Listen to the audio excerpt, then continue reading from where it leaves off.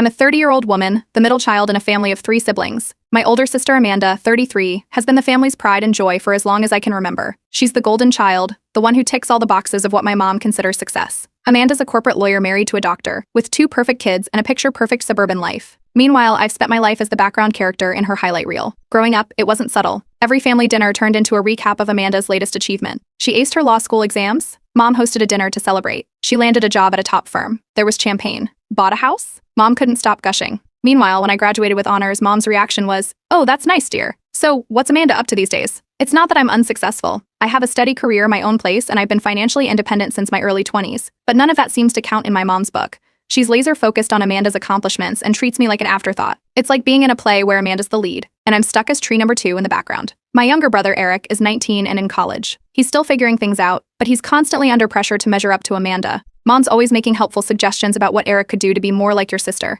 It's exhausting for him and adds another layer of tension to our already strained family dynamics. Last Sunday, we had one of our regular family dinners. These gatherings are less about connecting and more about Amanda Appreciation Day. As usual, Mom was beaming with pride as she announced Amanda's latest triumph. She's up for a promotion at her law firm. It wasn't even confirmed yet, but you'd think she'd won a Nobel Prize with how much Mom was hyping it up. I sat there, trying to focus on my food while Mom went on about how Amanda's promotion was so well-deserved and how she's always been destined for greatness. Eric looked equally miserable, poking at his mashed potatoes. Then, as if to twist the knife, Mom turned to me and asked if there was anything new in my life. Before I could answer, she added, "But nothing as exciting as Amanda's news, I'm sure." Something inside me snapped. I set down my fork and, with a forced smile, said, "Amanda really is the family's favorite project, isn't she?" The room went silent. Amanda raised an eyebrow, clearly enjoying the moment. Mom, without missing a beat, replied, "Well, Amanda gives us plenty to brag about." That stung. But instead of arguing, I just smiled and nodded. I decided then and there that I was done being the overlooked middle child. It was time to shake things up. I didn't say anything at the table, but I knew I needed to make my own headlines at the next family event. That's when I thought about Leah. We've been dating for about a year, but I hadn't introduced her to my family yet. Not because I was hiding her, but because I wasn't sure how she'd fit into the Amanda-centric narrative my mom had crafted.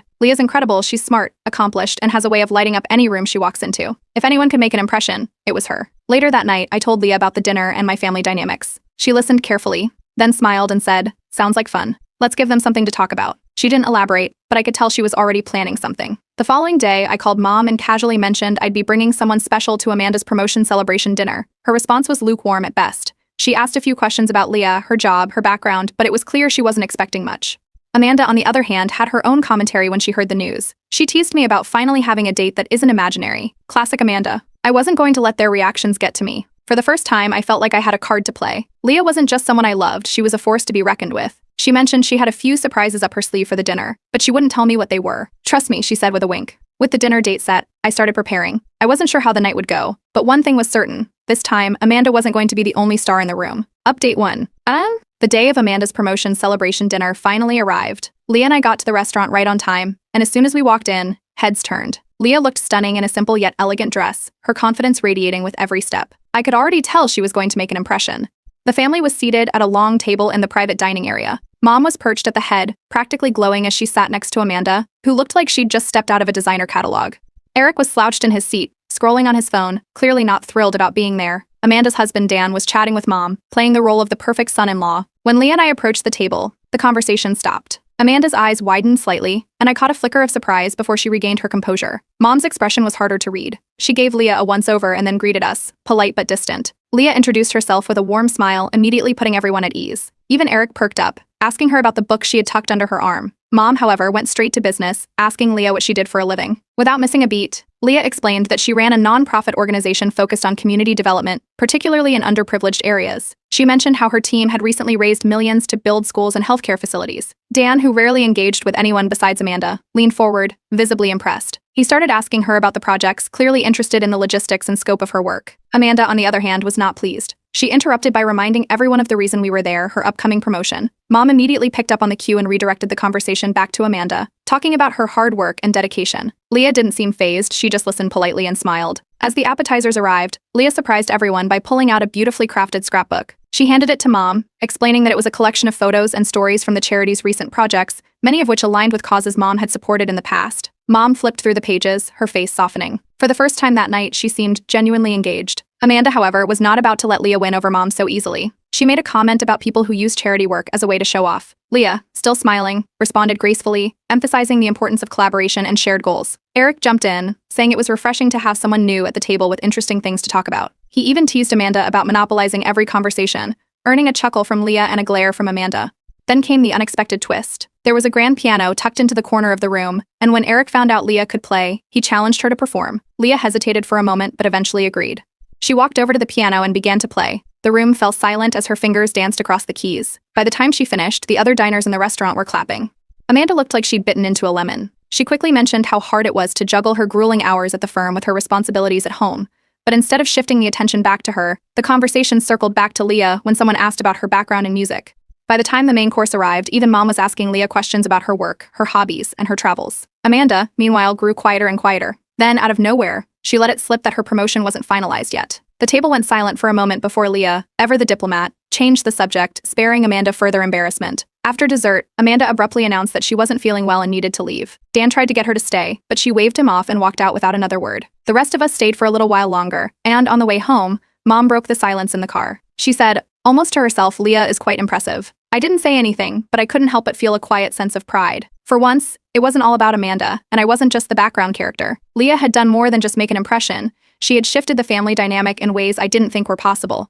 And this was just the beginning. Update 2. The week after the dinner, things got interesting. Leah and I were at my place, going over some plans for the weekend, when she casually mentioned she'd been invited to perform at an international music festival. She said it like it was no big deal, but the name of the festival was one I'd actually heard of, a prestigious event with top-tier musicians from all over the world. I couldn't believe she'd kept something so massive under wraps. When I asked why she hadn't brought it up earlier, she just shrugged and smiled, saying she didn't want to overshadow the family dinner. Classic Leah. Meanwhile, I couldn't shake the feeling that Amanda wasn't going to let the dinner incident slide. It wasn't like her to just back off when she felt threatened. Sure enough, Eric called me a few days later with some interesting intel. He'd overheard Amanda on the phone with Mom, floating the idea of hosting a charity gala at her house. Eric said she was hyping it up as a way to bring the family together while also giving back to the community. Translation, she was looking for a way to reclaim the spotlight. Not long after, Mom announced that we'd be having a family reunion and charity auction at Amanda's house. It didn't take a genius to figure out who was behind the idea. Amanda's house was the perfect venue, spacious, elegant, and designed to impress. Mom was already gushing about the guest list Amanda was pulling together, which apparently included some of her influential colleagues and clients. When I told Leah about the event, she didn't seem surprised. Instead, she got that mischievous glint in her eye and said she had a plan. I should have known by now not to doubt her, but I couldn't help feeling a bit nervous. Amanda was playing to win, and I wasn't sure how Leah intended to counter her. A week before the reunion, Leah revealed her strategy. She wanted to donate a painting for the auction. At first, I didn't even know she painted, let alone well enough to put something up for auction. But when she showed me the piece, I was floored. It was stunning, abstract yet deeply emotional, the kind of artwork that draws you in and makes you feel something. Leah planned to keep her identity as the artist a secret until the right moment, letting the painting speak for itself. When the day of the reunion arrived, Amanda's house was buzzing with activity. The living room had been transformed into a mini gallery for the auction items, complete with labels detailing the piece's origins. Leah's painting was there, listed as anonymous donor, and it already had a crowd of admirers. Amanda was in full hostess mode, greeting guests and making sure everyone knew she was the one who'd organized the event. She introduced me to a few of her colleagues, making subtle digs about how nice it must be for me to finally be part of something this grand. Leah, meanwhile, mingled effortlessly, charming guests and earning compliments on her grace and poise. Even Mom seemed more interested in Leah than in Amanda's carefully rehearsed speeches. When the auction began, Amanda's colleagues dominated the bidding. They were particularly interested in Leah's painting, which quickly became the most sought-after item of the night. The bids kept climbing, and by the time the gavel fell, it had sold for an eye-watering amount. Amanda looked smug, clearly assuming the painting's success reflected well on her event planning skills. Then came the big reveal. As the auctioneer thanked the anonymous donor, Leah stepped forward and casually mentioned that she was the artist. The room went silent for a moment before the applause started. People swarmed her, asking about her inspiration and complimenting her talent. Amanda, standing off to the side, looked like she was about to explode. Dinner that night was tense. Amanda barely touched her food, her frustration simmering just below the surface. Eventually, she couldn't hold it in any longer. She accused Leah of orchestrating the entire event to upstage her, claiming it was all a calculated move to steal the spotlight. What happened next shocked everyone. Mom, who had always been Amanda's biggest cheerleader, told her to calm down. She said the night wasn't about competition, but about celebrating talent and generosity. For the first time in my life, I heard Mom defend someone who wasn't Amanda. Leah handled the situation with her usual grace, deflecting the drama and steering the conversation back to the success of the auction. Amanda, clearly unable to regain control of the evening, excused herself and disappeared upstairs. On the drive home, Mom turned to me and said, "Leah really is something special." It wasn't just a passing comment, it felt like a shift, a moment of clarity where Mom finally saw me in a new light. For the first time in years, I felt like I was more than just Amanda's shadow. Leah had not only impressed my family but had also opened the door for me to finally step into the spotlight. And knowing Amanda, this was far from over. Update 3. The fallout from the charity gala was swift and dramatic. Amanda refused to speak to me or Leah for days. According to Eric, she'd been venting to Mom nonstop about how we'd hijacked her event and turned it into a spectacle. Amanda claimed Leah was trying to buy the family's approval, painting her as some kind of social climber. Mom tried to mediate, but Amanda wouldn't budge, doubling down on her narrative that Leah was out to replace her. It didn't stop there. Eric, ever the eyes and ears of the family, let me in on some gossip Amanda had been spreading among family friends. Apparently, she was telling people that Leah was manipulative and had deliberately orchestrated the painting reveal to humiliate her. Eric said some of the older relatives seemed to believe Amanda, but most were more interested in talking about how amazing Leah's painting was. Then came the unexpected twist. Amanda sent out invitations for a surprise family dinner at her house. She didn't give much detail, just said she had exciting news to share, and it was a night we wouldn't want to miss. The tone was all too familiar. It screamed attempted spotlight grab. Leah and I exchanged a knowing look when we got the invitation. If Amanda thought this dinner would overshadow everything else, she was in for a surprise. On the night of the dinner, Amanda was back in full control mode. The house was immaculate, the table set like something out of a lifestyle magazine. Amanda was glowing, clearly relishing the role of hostess. Mom seemed genuinely excited, Eric looked suspicious, and Leah was her usual composed self, observing everything without giving away much. As soon as everyone was seated, Amanda stood up, raising a glass to get our attention. She announced that she was pregnant with her third child. The room erupted into congratulations and cheers. Mom was over the moon, already brainstorming baby shower ideas. Eric leaned over and whispered to me, "Called it." Leah congratulated Amanda warmly, but the moment Amanda sat down, Leah mentioned her plans to perform at the International Festival. The timing wasn't deliberate, it was just how the conversation flowed, but it shifted the focus away from Amanda almost instantly. Mom, caught up in her excitement, made a comment that Amanda couldn't ignore. She mentioned how proud she was of Leah's upcoming performance and how it was the highlight of the year. Amanda's smile faltered, and her face turned red. She pushed her plate aside and excused herself from the table, muttering something about needing air. Eric followed her, and I could hear them arguing faintly from the other room. Amanda accused Leah of stealing her thunder and insisted that Mom was playing favorites. Eric, true to form, didn't hold back, calling Amanda's behavior childish. When they came back, Amanda looked furious, while Eric looked exasperated. Later that night, I overheard Amanda and Mom having a heated conversation in the kitchen. Amanda was demanding that Mom choose between supporting her or Leah. She accused Mom of betraying her by prioritizing Leah's accomplishments over her pregnancy announcement. Mom, sounding more tired than angry, told Amanda she wasn't choosing sides, she just wanted to celebrate everyone equally. Amanda stormed out, slamming the door behind her. After the dinner, Leah proposed hosting a small recital for the family before leaving for the festival. It was her way of bringing everyone together on neutral ground. Mom seemed thrilled by the idea, but Amanda wasn't about to let that happen without a fight. A few days later, Amanda announced plans to renew her wedding vows in a lavish ceremony, scheduled for the same weekend as Leah's recital. The timing wasn't a coincidence, and everyone knew it. Eric didn't hold back when we talked about it. He called Amanda out for being petty and said he was tired of her constant need to one-up everyone. He told me he planned to attend Leah's recital, even if it meant dealing with Amanda's wrath later.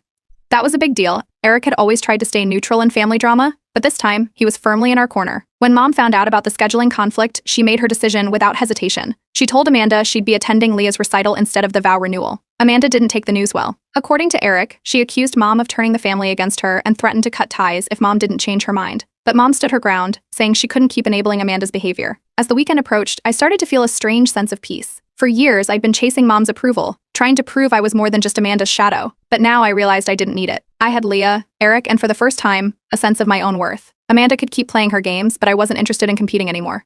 That weekend, Leah's recital was a beautiful success. Amanda's absence was noticeable, but it didn't matter. The family that showed up was supportive, engaged, and genuinely happy to be there. For the first time in a long time, I felt like I belonged. Update 4. The weekend of Amanda's vow renewal and Leah's recital finally arrived, and it was clear the family was divided. Some chose to attend Amanda's lavish ceremony, drawn by the promise of a high-profile event complete with catered meals and a string quartet. The rest, Mom included, decided to come to Leah's recital. It wasn't about picking sides, or at least that's what Mom insisted, but the decision felt like a statement nonetheless. Leah's recital was held at an intimate venue, a charming old theater with vintage decor. The audience was a mix of family, friends, and people from the local community who were there to support the performers. Leah was scheduled to play toward the end, which gave everyone time to settle in and chat before the music started. Eric, seated next to me, whispered that he couldn't wait to see Amanda's reaction when she found out Mom had skipped her ceremony. When Leah took the stage, she didn't just play, she captivated. Her performance was flawless, the kind that made you forget everything else for a while. The applause was thunderous, with people standing to cheer. Mom, sitting in the front row, looked genuinely proud, clapping harder than anyone else. Afterward, there were endless compliments from family members who had attended, praising Leah, not just for her talent, but for her grace and humility. Meanwhile, across town at Amanda's vow renewal, things weren't going as smoothly. According to Eric, who got the scoop later, Amanda had noticed Mom's absence almost immediately. She tried to brush it off, but during her toast, she couldn't resist making a passive-aggressive comment about certain family members prioritizing other commitments over her special day. The crowd, mostly Amanda's colleagues and friends, seemed uncomfortable, but Amanda didn't stop there. She called Mom out by name, saying it was disheartening to feel unsupported by her own mother. Mom, who had apparently been getting updates via text, responded mid-event. She sent Amanda a simple message, "You made your choice, I made mine." Word of Amanda's outburst spread quickly among the extended family, and by the next morning, everyone was talking about it. The perfect daughter image Amanda had carefully curated started to crack, with people questioning her behavior. Some even reached out to Mom, expressing support and surprise at Amanda's public meltdown. When Amanda confronted me about the weekend, she was livid. She accused Leah of turning the family against her, claiming the recital's timing was deliberate. Leah, calm as always, didn't engage in the argument. Instead, she suggested they sit down and talk things out to mend the family dynamics. Amanda dismissed the offer outright, saying she didn't need Leah's help or interference. Later, Mom pulled me aside and admitted something that caught me off guard. She said she was beginning to see Amanda's manipulative tendencies for the first time. For years, she'd excused Amanda's behavior as ambition or pressure, but now it was clear there was more to it. She didn't say it outright, but it was obvious Mom was rethinking a lot of her past decisions and priorities. Eric added another layer to the story. He pointed out that Amanda had spent years trying to meet impossible expectations set by Mom, which likely fueled her competitive nature. While it didn't excuse her actions, it explained some of her insecurities. It was a perspective I hadn't considered before, and it made me feel a twinge of sympathy for Amanda, even if she wasn't making it easy to like her. Things went downhill for Amanda from there. Some of her colleagues who had attended the vow renewal started distancing themselves, citing her unprofessional behavior during the toast. Amanda, who thrived on her pristine image, was left scrambling to do damage control. From what I heard, she started withdrawing from social circles, avoiding calls, and shutting people out. Leah, on the other hand, continued to shine. Not long after the recital, she casually mentioned she'd been offered a spot on a prestigious board for her charity work. Mom was thrilled, and even some family members who hadn't been on Leah's side before started warming up to her. It was yet another win for Leah, and Amanda knew it. Then came Amanda's breaking point. She announced to the family that she was cutting ties with me and Leah, refusing to attend any future events where we were present. The declaration was dramatic, but no one seemed particularly shocked. By that point, the family had already started to split, with some siding with Amanda and others rallying around Leah and me.